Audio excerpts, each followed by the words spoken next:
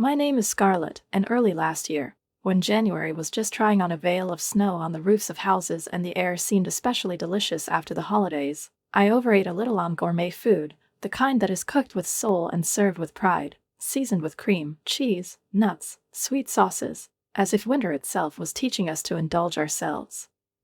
This led to a weight gain of 5 kilograms, not a catastrophe, of course, but enough for my favorite genes to begin to hint that it was time to think about discipline. Now, when I am 43 years old, and I look at myself with the tenderness and irony accumulated over decades of life, I am on a diet in anticipation of the holidays, like a soldier preparing for battle, although in my case, for a feast stretching from Christmas to New Year.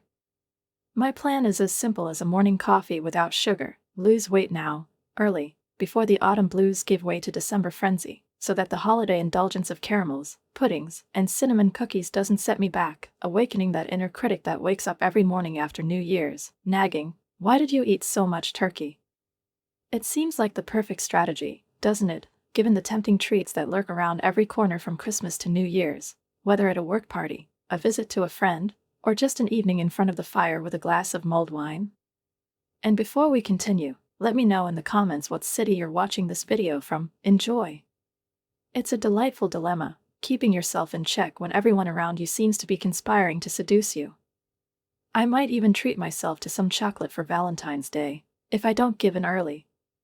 Yes, my mouth is already watering at the thought that this year, like any other, could end with a few extra pounds, but also with memories, so delicious, so full of life. That's why I want to share a winter story with you.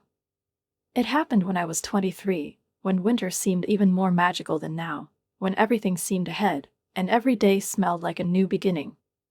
After several years of a relationship full of youthful enthusiasm and evenings under the stars, my engagement to my boyfriend David was just around the corner.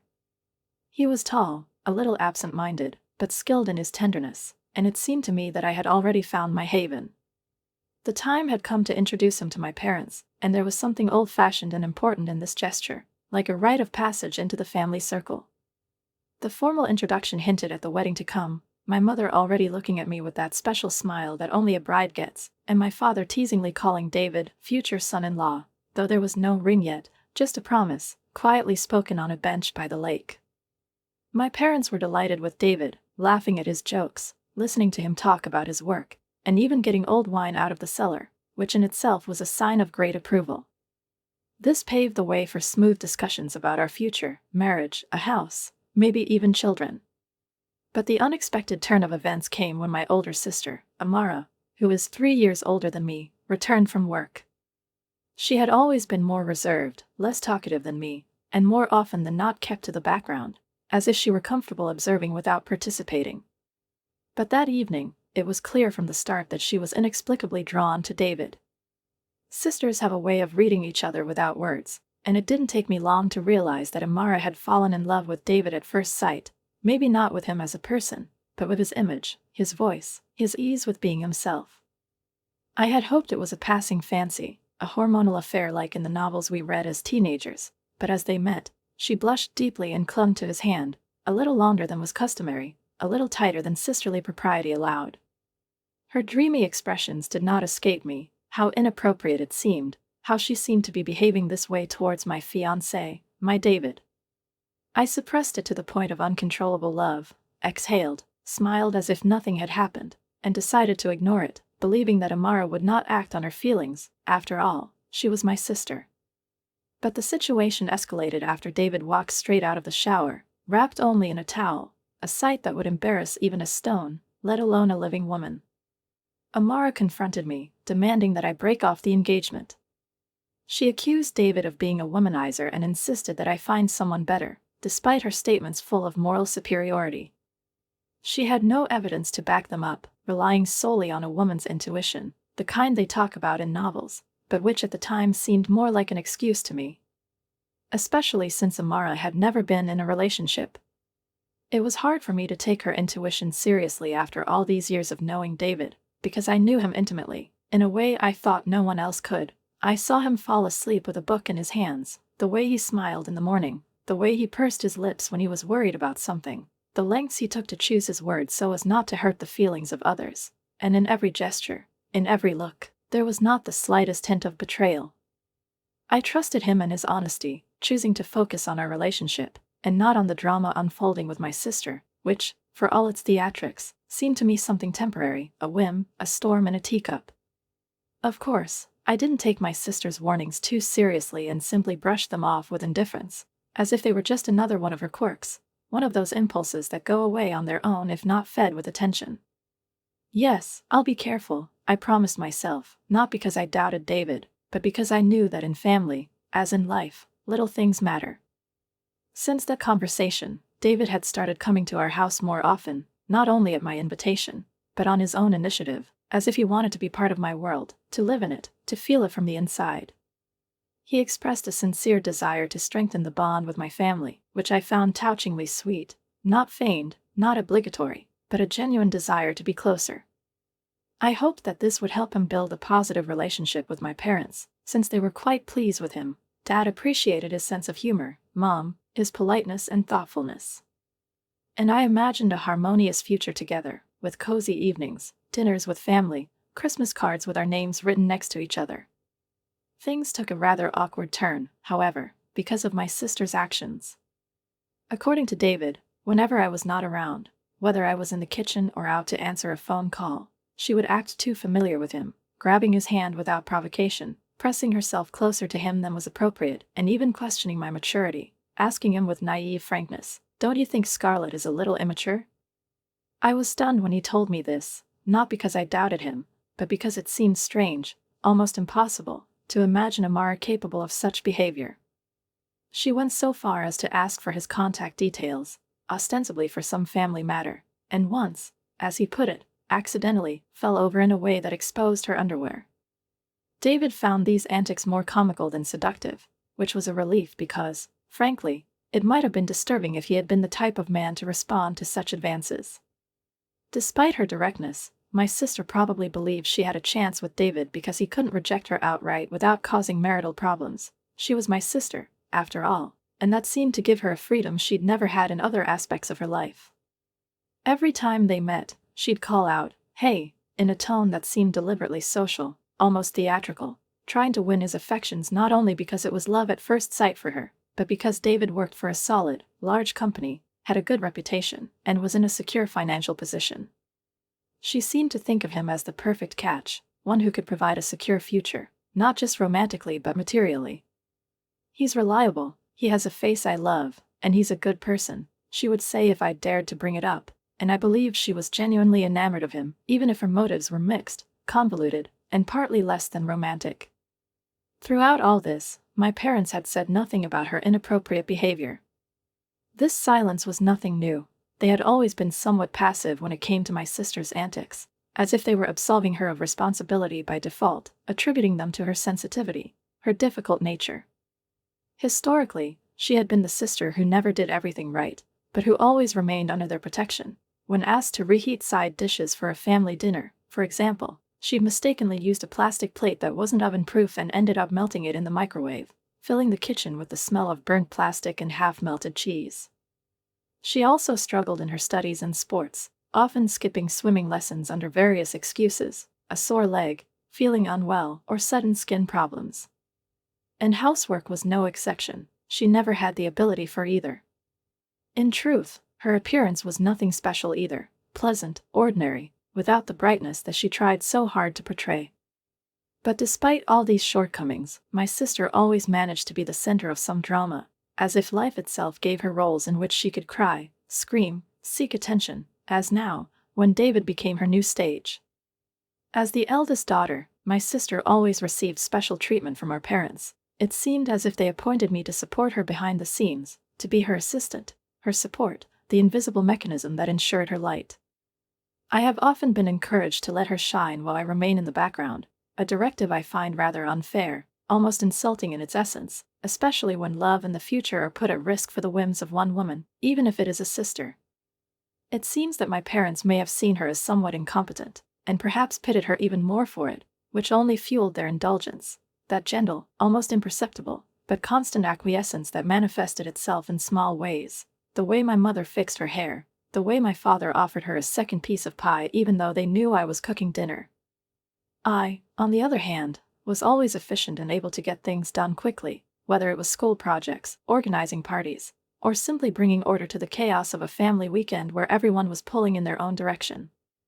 Perhaps there is nothing attractive to adults in mentoring someone who is already doing well on her own, who does not need constant help, approval, control.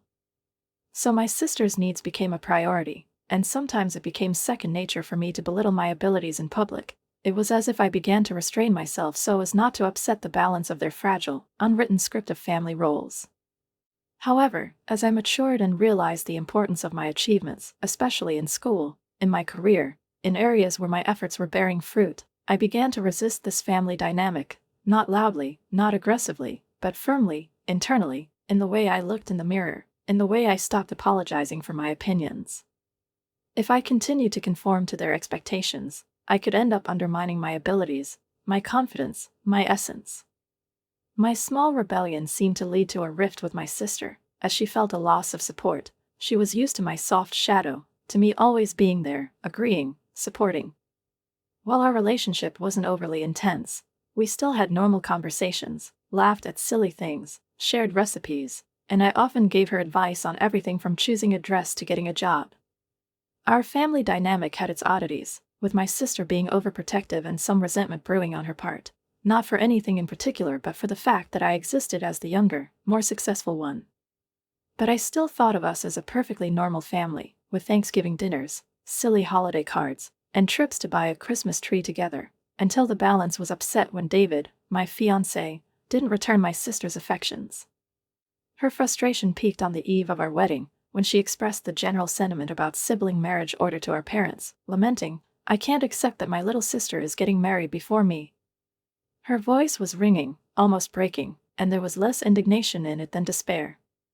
My parents tried to console her, to see her, assuring her, "Don't worry, you two will find a good partner soon, Amara." Their voices were soft, almost pleading, as if they were afraid of losing her affection, as if her heart were a fragile porcelain bowl that they were constantly trying not to drop. Despite their assurances, the idea that the elder sister should marry first, and that it was still too early for me, this archaic idea, like something out of a 19th century novel, was a point of contention, hanging in the air like an invisible web, drawing us all in. "But the wedding is tomorrow, isn't it? What are you saying, Mom? Don't you care about me? I'll be a pathetic elder sister, surpassed by her younger sister." My sister complained that evening when, unwillingly but unable to do otherwise, I overheard a heated argument between her and our parents from the hallway, holding my breath like a child frightened by thunder. Was it really necessary for her to marry before me? If I waited for her, I would have lost precious years, those very years that are so precious when a woman is under 30. Her outburst seemed a little extreme to me, too passionate, as if this feeling had been building up inside her for years, and now, seeing me about to say yes to a man she had failed to seduce, she could no longer contain the storm. After she voiced her concerns, I thought she would calm down, maybe step aside, maybe just not come, but instead she made a startling demand. "Mom and Dad will not be attending the wedding tomorrow, so please be content with that, Amara." I was shocked when both my parents agreed to not attend my wedding to appease my sister. They didn't argue, they didn't try to convince, they didn't insist, they just nodded as if they were being offered a logical way out of a difficult situation. It felt like they were part of some cult where my sister had an outsized influence, where her feelings had the status of sacred law. This was beyond mere indulgence, it was downright unfair. "Okay," I told myself through clenched teeth. "I'll compromise. I'll let her have a wedding that no one will recognize." My sister reluctantly admitted that this was exactly what she wanted. It was clear that she didn't want me to marry David, probably because she had feelings for him that were never reciprocated. The reality was that the wedding took place without my parents present, all because of my sister's unrequited affection. The wedding day was anything but joyful for me. Instead of the long-awaited feeling of lightness and trepidation that I imagined should fill the heart of a bride on the most important day of her life, I felt a heaviness pressing on my chest, as if I were wearing a dress that was too tight, made of bitterness and incompleteness, and this anxiety kept me from sleeping the night before. It wasn't anticipation but dread, cold and sticky as November rain, that settled in after the memory of that painful conversation between my sister and my parents, the conversation that changed everything and cut the past from the future with a razor-sharp word of refusal. I couldn't erase the image of my sister's smug smile when she heard that our parents wouldn't be attending the event. Her face seemed to glow with satisfaction, and that look was etched in my memory like a shadow that follows you even after the sun has set. I had the excruciating task of explaining to David and his parents why mine wouldn't be there, and it was perhaps the most bitter line I've ever had to utter. I'm sorry, but my sister is against this marriage, so my family won't be attending. I tried to speak calmly, but every word was like a splinter under a fingernail, painful and humiliating. It was a heartbreaking statement to make, and I could see my words echoing in the silence, settling in the hearts of my future in-laws, leaving confusion and sympathy in their wake. My in-laws were stunned, finding it hard to believe that there were parents who would choose not to attend their daughter's wedding. They were silent, accepting the gravity of the situation, feeling the heavy atmosphere in which even the air seemed to have stopped moving. My mother-in-law took my hand, warm, soft, like a comfort that could not be expressed in words, and my father-in-law placed his hand on top of ours, as if creating a circle in which I, despite everything, was protected. Remember that your family is here, don't make this day sad, come on, why don't you smile? My mother-in-law said warmly, offering the support and love that I was sorely missing from my own family at that moment. And as I stood there on my wedding day, with the crown in my hair and the stone in my chest, tears began to well up in my eyes, not from joy but from pain that even the whiteness of my dress couldn't drown out. But David came to me, stroked my head gently, as one who truly loves, and quietly said, "Marianne, I'm here as your husband, so please don't worry about the one who's not here." Seeing me start to cry, my family and David quickly tried to cheer me up. Someone said, half-jokingly, "Don't cry, you're the bride and your makeup will run," and in that laughter, in that concern, was what I'd always hoped to receive from my family, unconditional acceptance. Then my mother-in-law looked at me seriously, took both my hands and advised, "Marianne, I know it can be difficult with your family situation, but today you are starting a new life. It's a wonderful start. Let's focus on creating our own family, even though you feel abandoned." I felt a big hug from my mother-in-law, followed by David and my father-in-law joining us, and in this circle, a new one, mine, I finally found strength. I reassured myself, as did my mother-in-law, who told me that this was a new beginning. I decided to build my own happy family that day, not because someone gave me permission, but because I chose to. David and I were married, marking the beginning of our life together, and 13 years have passed since then, 13 years filled with work, children, holidays, fatigue, and laughter. David and I have been blessed with 3 children, a bright daughter who seems to cope with everything that comes her way, as if she had inherited my determination and clarity, and 2 mischievous sons who like to create a little chaos in the house, bursting into the kitchen at the most inopportune moments or turning over the cushions on the sofa as if searching for treasure. Sometimes I find myself screaming, "Stop it right now." And I am surprised at how much I resemble my mother, who keeps everything under control, and in this I recognize the woman I thought I would never become, strict but kind, tired but happy. David's career was flourishing. We bought a house and were living a stable and contented life, built brick by brick, not without effort, but with love. And then one day, like in an old drama, unexpected figures appeared on the threshold of our house. My father, mother, and sister, after the wedding, after many years of silence. I kept my distance from the family and did not share my new address with them, believing that in this way I was protecting myself and my space. But somehow they found us and showed up without warning, without a call, without a letter, just standing at the door, like shadows of the past. Of course, the words they were greeted with were not warm, like, "There has been no sea for a long time," but rather cool, wary, "What do you want?" To which my sister replied, "I have a favor to ask of you." My parents intervened, their faces serious, and my mother said, "This is something only you can do for us," looking at me with a sincere expression I had not seen in so long. I was confused, wondering what they could possibly want from me after 13 years of estrangement. I was silent, half curious, half frightened, when my mother spoke, in a voice that seemed at once determined and confused, as if she did not quite believe what she was saying, but still she spoke it, words that spread through the air like cracks in glass. "We want you to give David to your sister," she said, with the same expression that had once comforted me as a child when I fell off my bike. but now seemed alien, distorted by the absurdity of the request. David and I were shocked by her words, not just surprised, but genuinely stunned, as if the world we lived in had suddenly become like a strange play, where roles were assigned without logic, and the script was driven not by reality but by madness. "Wait a minute, what do you mean, I need to give David up?" I asked, completely confused and alarmed by this strange request that sent shivers down my spine and a knot in my stomach. When I asked them abruptly, my parents looked away guiltily, avoiding my gaze, as if they themselves knew how implausible what they were saying sounded, and my sister stood there, smug and proud, as if she expected her wish to be taken for granted. Despite being 40 and still single, there was a confidence in her posture, almost regal, like someone who was used to being taken for granted. She seemed unfazed by her circumstances, which included unemployment, as her company had recently closed, leaving her without a source of income or a plan. "It's hard," my father added, fiddling with a button on his sleeve. "We're worried about your sister's future if she's alone and unemployed. We hope you understand. As a sister, you must feel the same way."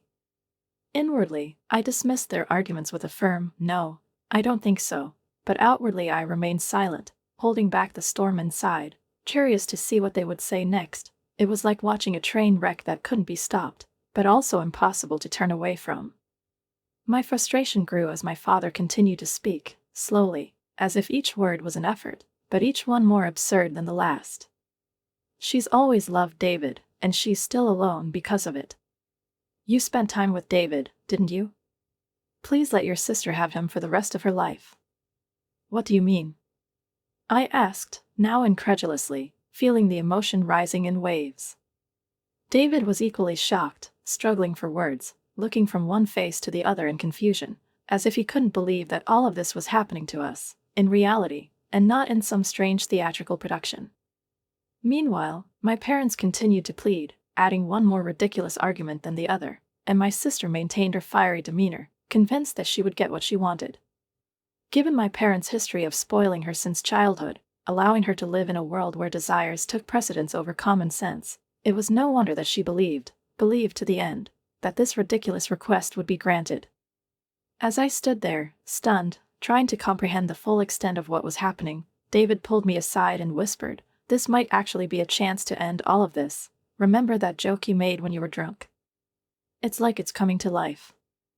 Emboldened by this almost theatrical turn of events, I walked back with him to my family, determined to see this farce through to its conclusion, like the last scene in a play, where the absurdity becomes a mirror reflecting the full extent of what is happening. "Do you really love David that much?" I asked her, stunned that such a direct question had come from my lips. My sister paused, clearly shocked, perhaps not by what I had asked, but by the sudden realization of the depth of her own feelings. "Yes. I did love him all along." "It's a long time to love someone who's married to someone else," she said, her voice shaking and her eyes full of conviction, and almost childlike belief in the impossible. "It was so painful watching you two together. It should have been me," she added, and I felt a strange mixture of pity, anger, and weariness. David and I were struggling to maintain our composure, and then I decided to play along with the farce a little longer, testing the boundaries of what was acceptable, like an artist rehearsing a monologue at the edge of emotion. "If you love him that much, I'll step aside," I said, shocking everyone, especially our parents, whose eyes widened in surprise. "Really? Don't you love David too?" My mother quickly intervened, trying to make sense of what was happening. "No," David said, suddenly stepping into the game and getting into character. "In fact, I've always had feelings for Amara." My sister's face lit up with delight, her lips trembled, her eyes sparkled, and she whispered softly, "Actually, I knew it." This surreal exchange silenced everyone, a pause filled not with air but with absurdity, while David and I watched their reactions, barely holding back our laughter, because the absurdity of the situation we had orchestrated in response to their ridiculous request no longer defied logic. The reality, of course, was very different. David and I were firmly united by love, marriage, life, and none of it, no fantasy, no broken dreams, could shake our union. But sometimes following an absurd scenario was the only way to emphasize its absurdity.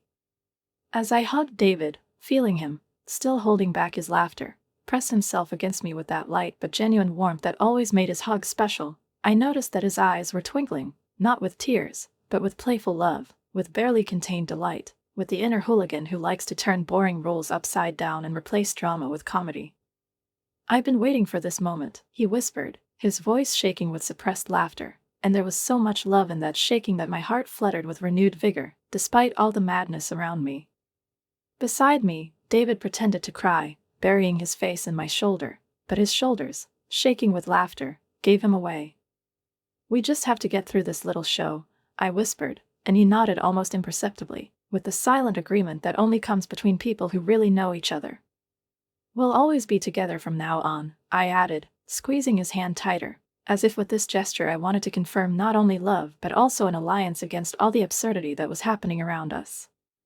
Suddenly my sister began to talk to David as if they had been close for years, and there was a lightness in her voice, a tenderness in her intonations, as if in her imagination she had actually been living out a romantic saga with David for the last 13 years. "Amara. I'm happy, please be my support from now on," David said with a playful grin, which made my sister blush, beaming with sudden hope. "Yes, of course," she replied eagerly, not even hiding how long she had been waiting to hear something like this. "So I'm going to quit my job," David continued, and this statement wiped the blush from my sister's face, replacing it with a slight shock. "I want to be with you, Amara, all the time. So I'm quitting my job, so I can always be near you.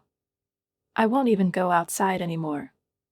I'll follow you to the bathroom and watch you do your homework," he said in a cheerful tone, which made my sister suddenly feel embarrassed and panicked, clearly not expecting that the ideal of her romantic dream would turn out to be so obsessive. Our parents couldn't hide their worry either, exchanging glances more and more frequently, as if they were suddenly beginning to suspect that they were in the middle of a carefully orchestrated scene. "But I don't work either," Amara stammered, her voice no longer sounding as confident as before. "What's the worry? If we're together, we have nothing to fear, we don't need money to be happy," David continued, pushing the absurdity to its limits. "But these days, we have to pay for insurance, right? It's not like the old days. We can't love each other if we don't have money." Taking advantage of the moment, I intervened. "David, if we get divorced, I'll take a generous share of the assets, so you better pay up." "Don't worry," he replied with a laugh, "your sister and parents will take care of the payments." Hearing this, our parents turned pale and looked at each other incredulously, as if they were just beginning to understand what they'd gotten themselves into. "Amara, it's hard to say, but it's wrong to steal your sister's husband," my father said, looking at the floor. "That's right, Amara, that's right," my mother echoed, and I noticed that the unconditional light of approval that always accompanied her desires had disappeared from their eyes. "But where did all the passion go?" my sister cried out indignantly, her voice breaking. It seemed that our parents had suddenly come to their senses. "What are you talking about? You promised to give me David." Amara protested, her voice shaking, panic evident in it. "But, Amara, that was before," my father began, but she was not interested in the undertones. "I don't want to hear it," she screamed. Our mother intervened, raising her hands. "Is there really no one supporting me?" And just as the screams filled the room, my sister grabbed our mother by the hair, and my father struggled to control the chaos that had plunged us all into a whirlpool. In the chaos, David calmly drew everyone's attention, stood up straight, looked at Amara, and said, "Frankly, you're not my type. I respect you as Marianne's sister, but beyond that, I don't want to spend much time with you. Especially that upward gaze of yours, it's actually kind of off-putting to me. The idea of someone harboring unrequited feelings for me is pretty hard to stomach." David's frank remarks left both my sister and our parents speechless, as if they had just been doused with ice water. "But David, what happened before?" Amara demanded, but her voice was already hesitant, almost pleading. "Please stop being so careless with someone else's husband. There's no way he could have fallen in love with you," I said, decisively putting an end to the absurdity that had gone far beyond a simple family dispute. Watching my sister walk towards David with a pale face, I intervened again, placing myself between them. "We have a family, and we live happily." Her steps stopped. She turned to me, looking at me with despair. "How did you deceive me?" she exclaimed, and for the first time in all these years, her voice sounded not anger, but pain. "How can you think that someone who hasn't spoken to you for 13 years loves you?" I asked her, challenging her faith, her dream, hoping to bring some sense to the situation. Her face turned red, and tears of disappointment welled up in her eyes. "If you were a really attractive candidate, maybe things would have turned out differently," I said calmly, almost coldly, looking at my sister, who was still standing in the hallway, as if growing into the floor. But no one finds charm in a person who is unemployed, dependent on her parents and deprived of any independence, because all her life her mother, our mother, did everything for her. I continued my words sharply and adamantly, aware that at that moment I was speaking not only on my own behalf, but also on behalf of that part of me that had been silent for many years, giving in, enduring, in order to preserve the fragile peace of the family. Somewhere behind me, David chuckled softly, not because it was funny but because he understood the reality of my words, amazed that the truth had finally been spoken out loud. My sister's frustration turned into loud, uncontrollable crying. Her tears were unstoppable, like a flood in which the last vestiges of her dignity had drowned. Our parents, trying to console her, looked at me with an expression of dawning understanding and confusion, as if only now, after everything that had happened, they were beginning to truly acknowledge the harsh truth of the situation. "That's why I won't turn David in," I said, my voice firm. "Please turn yourself in, Amara." At this, her crying only intensified, turning into sobs, childishly desperate and completely unbecoming of a grown woman in her 40s. "Take this as a lesson," I continued, "and please don't interfere in our affairs again. No matter how many problems you have in the future, don't expect any help from us." I said this calmly but firmly, and with each word I felt a finality creeping up inside me, not malice, not revenge, but finality, like a closed book that can never be returned to. I slowly closed the front door, still hearing the sobs behind me, and when my children ran up to me and asked, "Mom, what happened?" I smiled and answered flippantly, "It's Halloween season, so it looks like the ghost came early." My oldest child, eyes sparkling, suggested, "Let's exorcise the spirit," and although I rejected the idea, it seemed almost real, especially with the echoes of my sister's screams outside, sounding like a tortured ghost of the past refusing to let go. Another 4 years passed. My sister remained single, despite her best efforts to establish a personal life. She managed to find a job, but her inappropriate behavior, impulsiveness, and clashes with colleagues eventually led to her being fired.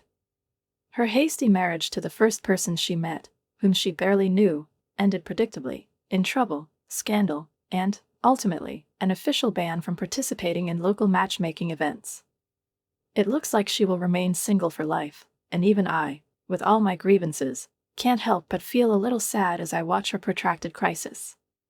My parents still work part-time, tirelessly saving money, as before, not for themselves, but for her. They probably now realize that they cannot rely on her to take care of them in the future, and I hope that with each passing day they become more aware of the consequences of their many years of self-indulgence. After all their hard work in my life as a stay-at-home mom, I'm lucky enough not to have to worry about my kids' school fees, thanks to their innate genius and my husband's steady job. Sometimes I wonder if working outside the home might help me burn off those extra calories I, like all of us, pack on during the holidays, when the air is thick with the scent of cloves, cinnamon, and vanilla and our hearts are filled with the desire to indulge. My naturally slender daughter, who's going through that growth spurt when your body changes so quickly, has started talking about dieting. But I gently urge her to wait, think about it when you're older, like me. You've got a lot of time ahead of you, but for now, enjoy your body, your youth. My 2 sons are fun and energetic, passionate about dancing, and recently made a splash at a local event, winning several awards. Full of confidence, they dream of joining BTS one day, and I find myself hoping the group will stay together long enough for my boys to achieve their dream. We are blessed with regular visits from my extended family, those who are truly dear to me, not related by blood but connected by heart. We enjoy delicious meals filled with laughter, lively conversations, and shared memories. We plan a trip to the spa in the spring, not as a luxury, but as well-earned quality time with family. And despite the hardships I faced before I got married, battles that left their mark but never broke me. My life is now filled with the happiness that strengthens true family bonds. I cherish the happiness that fills my days, in my morning coffee, in the hugs of my children before bed, in the heartfelt laughter with David in the kitchen. I look forward to many more years of health and togetherness, hoping to share countless precious moments with our loved ones, because it is from these seemingly simple, everyday moments that true happiness is made, the kind that cannot be taken away, rewritten, or given away.